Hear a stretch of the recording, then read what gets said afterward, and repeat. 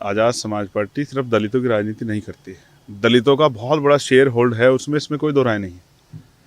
लेकिन आप अगर रैली में गए होते मुजफ्फरनगर तो आपको पता लगता कि उसमें जाट किसान भी कितना था, गुजर समाज के लोग कितने, पाल प्रजापति कश्यप सैन समाज के कितने लोग थे, विश्वकर्मा समाज के कितने लोग थे। आप वहाँ क्यों जाते हो? बिजनौर से जो लोग गए हैं उन्हीं से आप पूछ लो कि महिलाओं की संख्या कितनी बड़े पैमाने पर थी। और ऐसी रैली मुजफ्फरनगर के इतिहास में नहीं हुई है।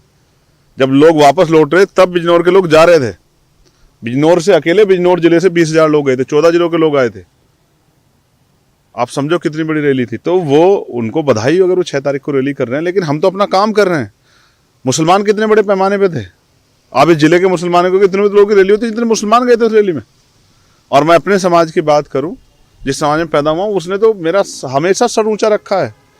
वो तो एक आवाज में मेरी जिस तरह से निकल के आता है उसका तो कोई तोड़ ही नहीं है। वो दलित समाज का तो मैं बहुत स्पष्ट रूप से कह रहा हूँ।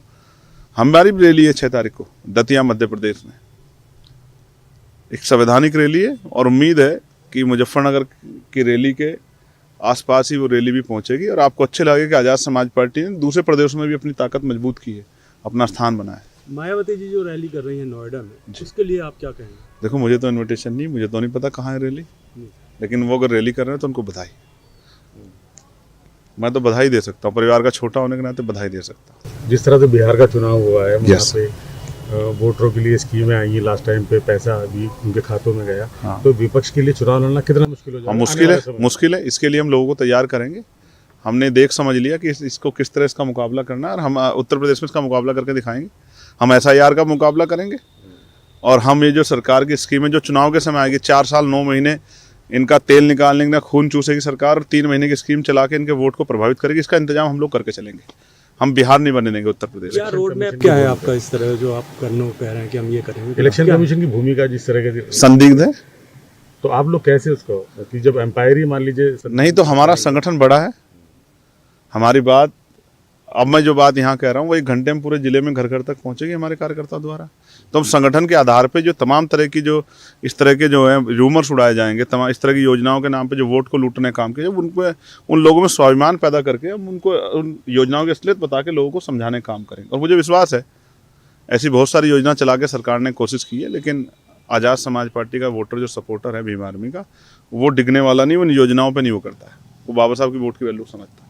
विपक्ष एकजुट नहीं होता, एक विपक्ष है ही कहाँ है विपक्ष? आप बताओ कौन से विपक्ष की बात कर रहे हैं आप? इंडिया अलायंस की बात तो नहीं कर रहे हैं। वही जो मध्य प्रदेश में एक दूसरे के सामने लड़ रहा था, वही जो हरियाणा में एक दूसरे के सामने लड़ रहा था, वही जो दिल्ली में एक दूसरे को हरा रहा था, उसी की बात कर रहे हैं क्या? या वही जो बिहार में 11 सीटों पर एक दूसरे के खिलाफ लड़ रहा था? कौन से विपक्ष की बात कर रहे हैं? यहाँ विपक्ष अगर कोई उत्तर प्रदेश में है तो आज़ाद समाज पार्टी का श्रीराम है। इसका एक एहसास अभी 3 मंडलों की टीम पश्चिम में कराया, अभी आप देखना कि पूर्वांचल में भी कराएंगे और आने वाले समय में पूरे उत्तर प्रदेश में कराएंगे। विपक्ष जो है वो संघर्ष से पैदा होता है। संघर्ष कौन कर रहा है? किसके अंदर हिम्मत है तबलीगी जमात की आवाज़ उठाने की? किसके अंदर हिम्मत है जो बुलडोजर चल रहा है मदरसों पे, मस्जिदों पे, खानकाहों पे, जो धार्मिक आस्थाओं को कुचला जा रहा है? किसके ऊपर हिम्मत है कि जाति धर्म की राजनीति अलग उठ के ईमानदारी से सच्चाई की आवाज़ उठा दे? कौन है जो तमाम तरह की चीज़ों पे जो जुल्म हो रहा है उसके खिलाफ लड़ने का काम कर रहा है? वो आज़ाद समाज पार्टी तो है। कि नौजवानों के लिए कौन लड़ रहा है? किसानों के लिए 16 महीने कौन था आंदोलन में? पहलवान बेटियों के सम्मान के लिए कौन लड़ रहा था? NRC में कौन खड़ा था? कहाँ है विपक्ष? विपक्ष तो कहता है डरो और वोट दे दो हमें, और फिर वोट लेके फिर वही होता है जो हो रहा है हिमाचल में।